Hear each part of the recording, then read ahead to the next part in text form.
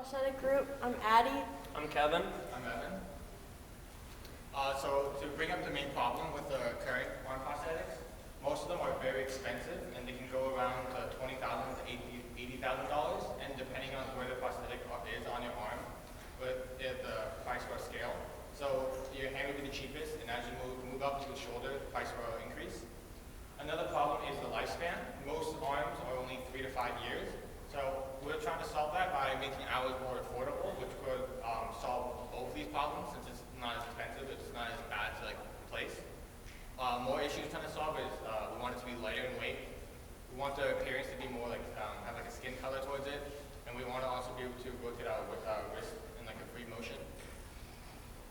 So this is our current model, our current prototype. We're going to explain each of these individual components later on in the slide, but this is just a reference so you guys understand what we're going to be talking about throughout the PowerPoint. So our overall requirements, obviously what Evan said, has to be affordable, which is within the $500 budget that we have been given from the school. The weight, which is close to a normal arm, which is about 3.5 pounds to 4 pounds. And then the appearance, which is skin-like, and then later on we are trying to get the grip so that you can grip either like a water bottle or an egg, and then as well as the rotation of the wrist. So some subsystem requirements. So first we have the electrical requirements. So we don't want the electrical system to be waste too much power. We want it to be as efficient as possible because we do plan to have it be portable, so it's not a cord attached to your arm the whole time. We want protection circuitry for the motors. Mechanical requirements, we want it to be water resistant. We want to be able to close and open the hand with a passive system and an electrical system combined. We also want to rotate the hand and the wrist together. Software and code requirements, we want to be able to receive and process signals with our board that we're using, our microcontroller. And we also want to send commands to the motors with the help of the Arduino that we're using. So in-depth specifications for the electrical system. So the wrist motor, and this kind of coincides with the hand mobility motor. The torque requirements are around 44 pounds. That's roughly 20 kilograms. So we need to have the weight. We need to design it so the weight's underneath that.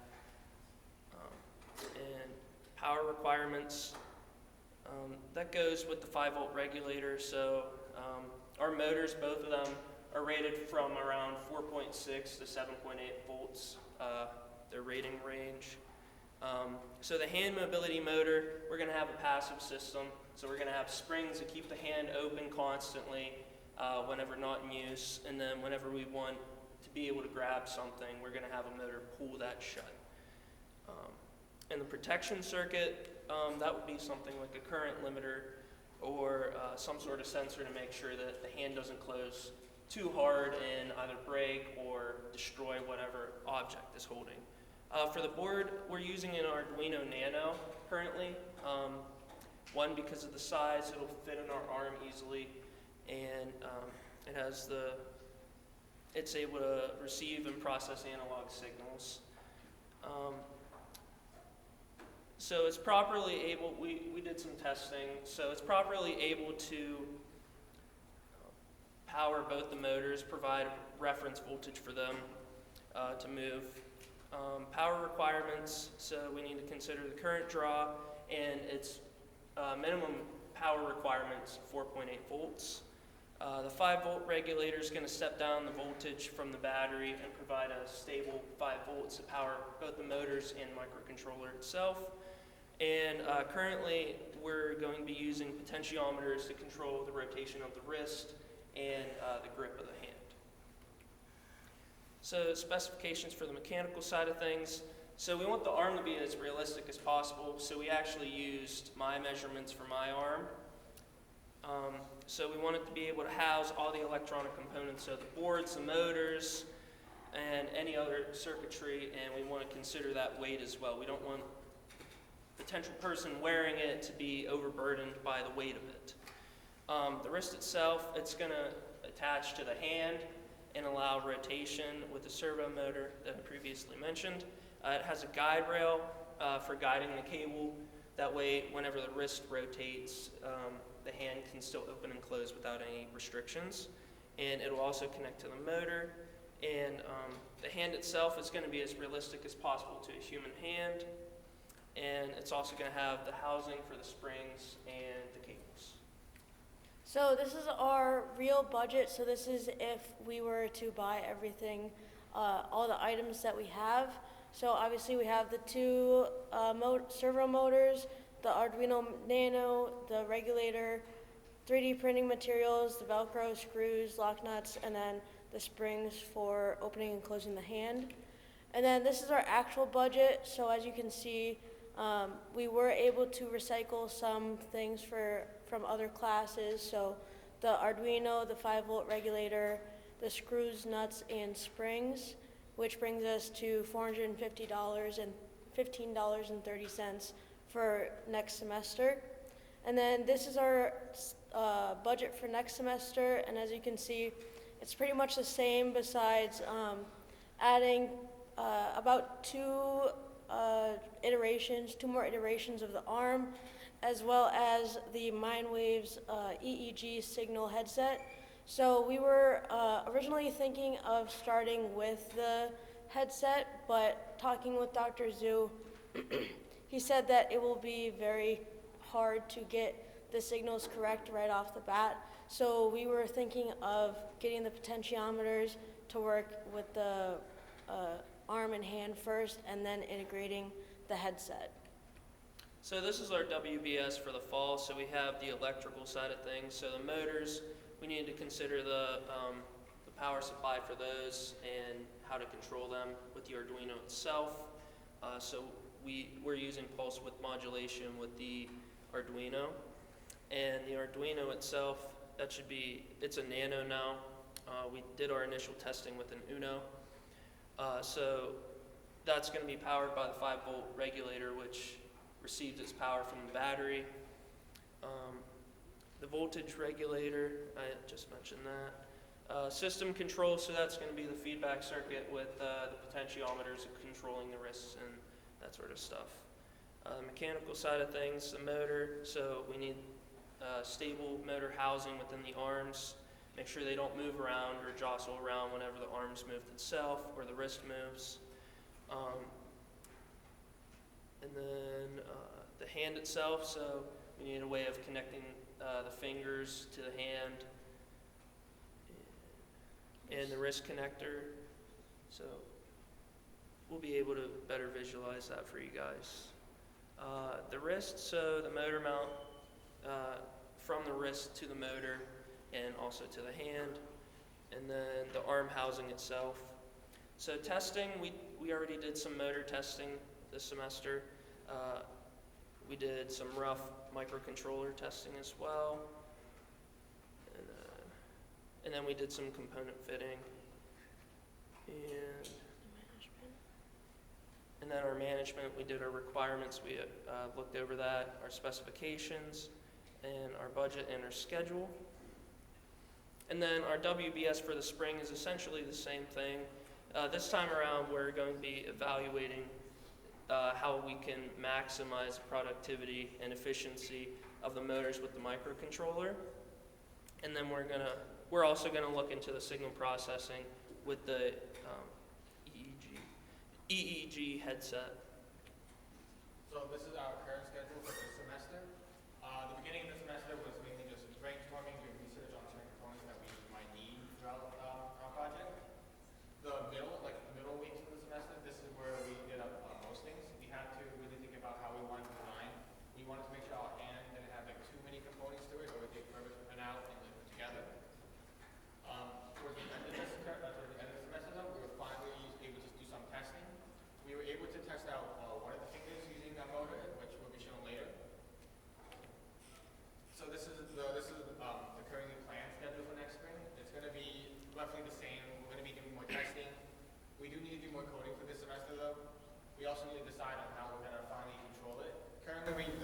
we have just push buttons because we want to make sure it at least works before going too in depth with anything else. But we're going to be improving designs as we see fit, and then it's just going to be repeating that over and over again. So obviously we had our old designs. So the one on the left is the whole assembly, and then the one on the right is an exploded view. And both of these designs were way too big, and when we printed it out, it was very much so, as Dr. Zhu said, it was very Hulk-like. So we actually used Kevin's arm size and everything in dimensions so that we could get it as realistic as possible. So this is our new design.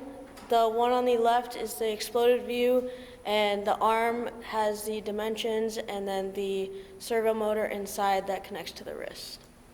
So the hand here, we used an open source CAD website for that. We made some slight modifications, like the knuckles there. That's for the spring attachments that connect from the knuckle arrangement there to the holes on the back of the fingers.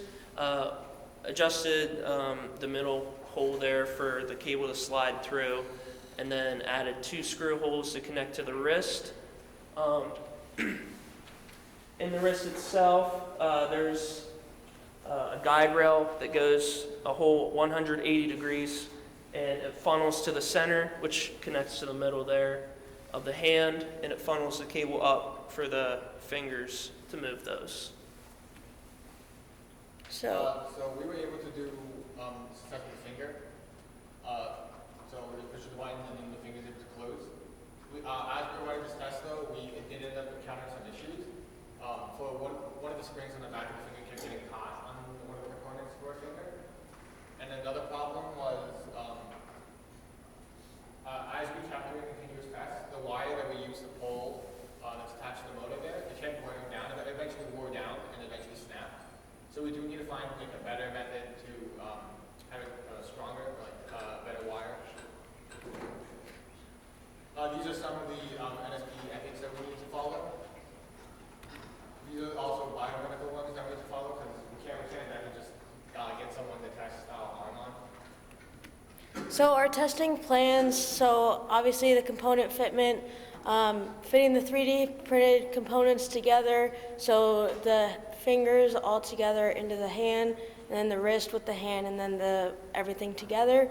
And then we also have to note the issues with how they fit, and if we need to make any adjustments, then we will change our design accordingly and then reprint our next iteration.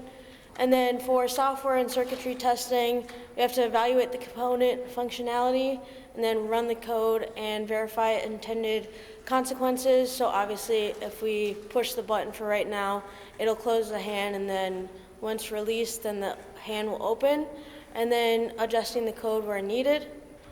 So our next semester plan, create the mounts for component stability. So right now, everything is kind of just floating around, which obviously isn't the best situation.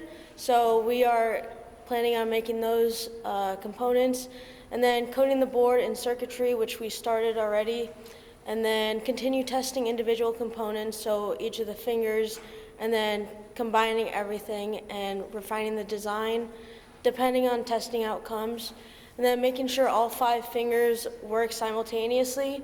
So our original scope was to have each individual finger work individually, but we realized that would be way too difficult and have too many motors. So we decided to just have one servo that will control all 5 fingers, and then finishing the assembly of the whole arm and hand. So in conclusion, the KEA arm prosthetic is an affordable, lightweight prosthetic arm that can help people or help change people's lives. The arm can be used by many people that don't have the means of a super expensive and advanced prosthetic arm made by large companies. So we are hoping to remedy that and make it more affordable and more realistic-like. And we would like to acknowledge Dr. Zhu for being our advisor, and then other faculty and staff, as well as friends for their help in our project. And then these are our references, and do you guys have any questions?